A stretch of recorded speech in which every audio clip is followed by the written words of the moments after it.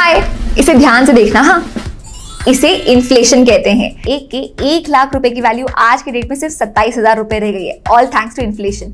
1980 में 1 litre petrol की value थी 4 रुपए, आज 105 हो गई है। तब के टाइम पे 10 ग्राम गोल्ड का भाव था 1300 रुपए, आज 50,000 रुपए देने पड़ेंगे। पर होता क्या है इन्फ्लेशन? तो एक एग्जाम्पल देखते हैं। मानिए कि आप 10 रुपए में 3 समोसे खरीद रहे हैं। इसी एग्जाम्पल से हम इन्फ्लेशन को समझेंगे।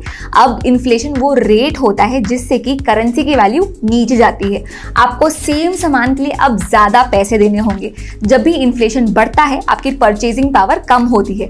सेम सामान ज्यादा पैसे में या सेम पैसे में कम सामान मिलता है, इसे इन्फ्लेशन कहते हैं। यही अगर डेली यूज की चीजों का प्राइस बहुत ज्यादा बढ़ जाए, 30% से भी ज्यादा साल में बढ़ जाए, तो उसे हाइपर इन्फ्लेशन कहते हैं। इसका सबसे फेमस केस है वेनेजुएला का।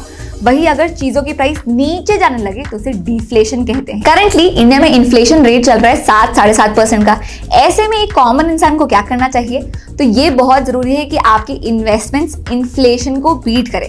फॉर एग्जाम्पल, अगर आपके इन्वेस्टमेंट्स आपको 5% का रिटर्न दे रहे हैं पर इन्फ्लेशन चल रहा है 7% पर, तो ऐसे में तो आपको ओवरऑल 2% का लॉस ही हुआ। ये कैसा इन्वेस्टमेंट हुआ?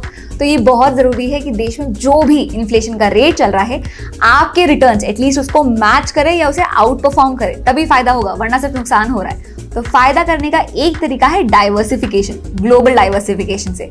देखो, ऐसा देखा गया है कि लॉन्ग टर्म में यूएस मार्केट्स ने इंडियन मार्केट्स का आउट परफॉर्म किया है, जिसके 3 मेन रीजन है। सबसे पहला ये कि यूएस डॉलर इंडियन रुपी से काफी ज्यादा स्ट्रॉन्ग और स्टेबल है। दूसरा, दुनिया भर की बड़ी कंपनीज यूएस में। और तीसरा ये कि वहां की जो कंपनीज है वो इंडियन कंपनी से कंपेयर काफी कम वॉलेटाइल है। तो अगर आपको अपनी इन्वेस्टमेंट में अच्छे रिटर्न्स चाहिए प्लस करेंसी एप्रिसिएशन का अगर आप फायदा उठाना चाहते हैं, तो आप भी यूएस मार्केट्स में डाइवर्सिफिकेशन के लिए इन्वेस्ट कर सकते हैं। इतने बड़े इंडिया में ये पता कैसे चलता है कि महंगाई कब बढ़ गई, चीजों के प्राइसेस कितने बढ़ गए? तो इंडिया में इन्फ्लेशन कैलकुलेट करने के 2 मेन तरीके हैं, होलसेल प्राइस इंडेक्स और कंज्यूमर प्राइस इंडेक्स। बहुत सिंपल है। सबसे पहले लेते हैं होलसेल प्राइस इंडेक्स को। तो इसमें क्या करते हैं कि होलसेल मार्केट में खरीदे बेचने वाले जितने भी प्रोडक्ट्स होते हैं उनका एक एवरेज प्राइस निकाला जाता है। इस इंडेक्स में जितने भी प्रोडक्ट्स आते हैं उन्हें 3 कैटेगरीज में डाला जाता है। सबसे पहले हो गई आपकी सारी बेसिक चीजें जैसे फूड आइटम्स, फिर हो गया ऑयल, फ्यूल, इलेक्ट्रिसिटी, और तीसरे में आ जाता है वुड, रबर, टेक्सटाइल, ये सारी चीजें। Wholesale price index producer level पे, मार्केट लेवल पे इन्फ्लेशन को चेक करता है, ये याद रखिएगा। अब इसे पब्लिश कौन करता है? Office of economic adviser, ministry of commerce and industry द्वारा।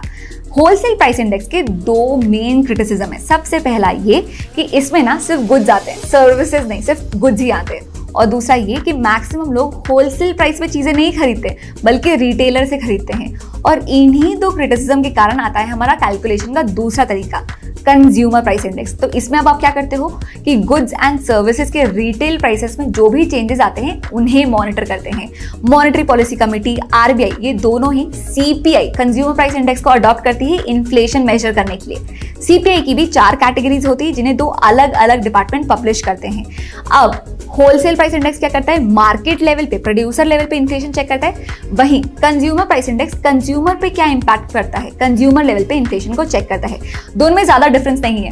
अगर आप होलसेल प्राइस इंडेक्स में रिटेलर का margin plus transport cost add कर दो तो आपके पास सीपीआई आ जाएगा। तो इकोनॉमी के लिए इन्फ्लेशन अच्छा होता है या बुरा? Good question. इस क्वेश्चन को आंसर करने के लिए हम 2 सिनेरियोस देखेंगे, इन्फ्लेशन का और डिफ्लेशन का, और इन्हें कंपेयर करके ही आंसर देंगे। पहला है इन्फ्लेशन। कंज्यूमर्स एक्सपेक्ट करेंगे कि चीजों की प्राइसेस बढ़ने वाले हैं, तो आगे जाकर महंगी चीज ना खरीदनी पड़े, इसलिए आप पहले से ही उसे खरीद लेंगे, जैसा यूजुअली हम गोल्ड के साथ करते हैं।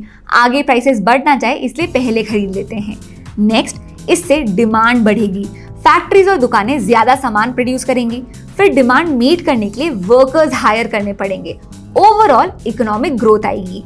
अब दूसरा सिनेरियो देखते हैं डिफ्लेशन का। तो चीजों की प्राइसेस नीचे जाएंगी, लोग सामान खरीदने से पहले वेट करना चाहेंगे, ये देखने के लिए कि प्राइसेस और नीचे जा सकते हैं क्या, जिससे कि डिमांड कम होगा।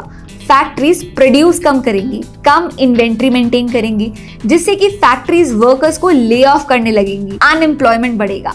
तो सामान के प्राइसेस तो नीचे चले जाएंगे पर खरीदने के लिए पैसा ही नहीं होगा। तो हल्का सा माइल्ड सा इन्फ्लेशन 1-2% का इकोनॉमी के लिए अच्छा होता है। तो ये था आज का वीडियो इन्फ्लेशन की। Next class, bye bye.